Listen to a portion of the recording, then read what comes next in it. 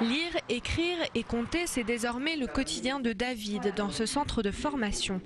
Sans emploi depuis 2006, ce père de famille a caché pendant des dizaines d'années son handicap. J'ai toujours masqué que je ne sais pas lire et écrire. Et si je ne le disais pas, on ne le remarquait jamais. Parce que mon but, c'était de travailler, nourrir ma famille. Et pour moi, le plus dur, de ne plus masquer qui j'étais.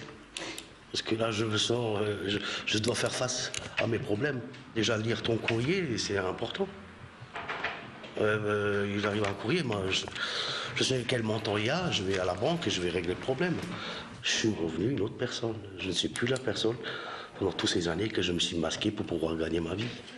Lire son courrier ou encore remplir des documents administratifs, l'illettrisme peut être chaque jour un handicap lourd.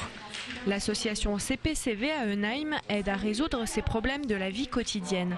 Mais avant d'attaquer les règles de base, il faut leur redonner confiance. Le problème des personnes en situation d'illettrisme, c'est qu'il faut déjà l'accepter et ensuite faire la démarche de venir. Et puis pour certains, c'est humiliant, c'est une honte. Donc on travaille aussi là-dessus. C'est vraiment aussi redonner confiance aux personnes.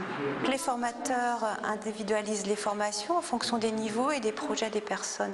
Maxime, par exemple, qui veut être installateur sanitaire, la formation va plutôt être axée pour lui sur les maths, sur les calculs de surface. En rupture scolaire depuis le primaire, Maxime, 25 ans, s'est vu refuser une offre d'emploi à cause de son illettrisme. Maintenant, je rattrape le temps perdu, comme je voulais faire une formation d'installateur sanitaire. Et j'ai passé les tests, j'ai pas eu le niveau. Donc j'ai fait la remise à niveau pour rattraper les règles de base, les trucs qu'on avait oubliés, comme ça fait longtemps que j'étais plus à l'école. Après 3 mois de formation, le jeune homme aura les outils nécessaires pour repasser son entretien.